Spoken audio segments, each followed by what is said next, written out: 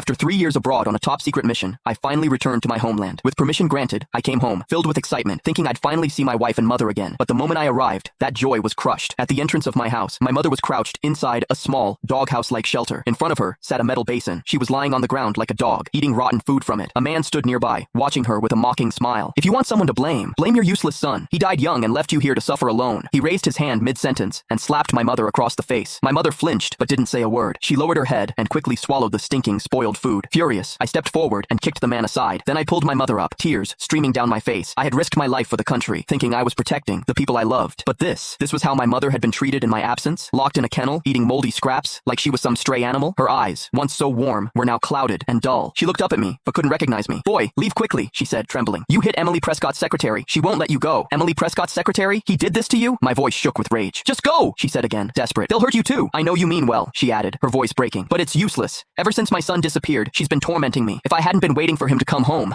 I would have ended it all long ago." Her words broke something inside me. I had trusted others to take care of her. I had believed my mother would live peacefully while I was away, but I was wrong. Behind me, the man I had kicked was getting back up. He wiped the blood from his mouth and glared at me. "You're dead," he spat. "You think you can touch me? Do you know who my boss is? She's the law around here. You mess with me, you dead." I looked at him, my anger cold now, steady. Without a word, I took out my phone and called Emily. "Hello? Who is this?" she answered, her voice flat and emotionless. "So, you're the queen of the capital now?" I said coolly. There was a pause on the line. Then she replied, "I don't know who you are, but if you're calling to threaten me, I'll find you, and when I do, no one will be able to save you." Her words cut deep. She didn't even recognize my voice. She hadn't saved my number. In just 3 years, she had completely erased me from her life. I clenched the phone tighter, every last trace of patience gone. "I'm at your house right now," I said flatly. "You have 30 minutes. Get back here immediately." There was silence. Then panic bled into her voice. "You're at my house? What did you do to my secretary? You'd better not touch him. Stay right there. If anything happens to Tyler Morgan, I won't let you off the hook." On the other end of the phone, Emily's voice rang out with suppressed anger, and I laughed out coldly as I listened to Emily's words. She had long since forgotten the mountainous oath she once made with me. I still remember that at that time, when I left, she had once said to me that she would take good care of my mother, and even promised that she would treat my mother as if she was her own mother. However, it never occurred to me that after only a few years since I left, she had already changed her heart. She even sat back and watched her own assistant bully my mom. At this moment, all the love I had for Emily had long since disappeared. I hung up the phone and looked at Tyler in front of me. At this moment, I couldn't wait to get him killed. At the same time, I also gave my leader a call. I questioned him. All these years, said to take care of my mom. Is that how to take care of it? On the other end of the phone, the leader listened to me and was also completely frozen. "Jason, because you participated in a secret mission, we couldn't come out, but at that time, I had already asked people to take care of your family. I also didn't expect that they would do something like this." On the other end of the phone, the leader was equally furious. "Jason, don't worry. Bullying and insulting a military family member, no matter who the other party is, I definitely won't be able to let it go. I'll send someone over right now." He hung up the phone angrily, and just as I put down the phone, I saw Tyler climbing up. He looked at me, his face full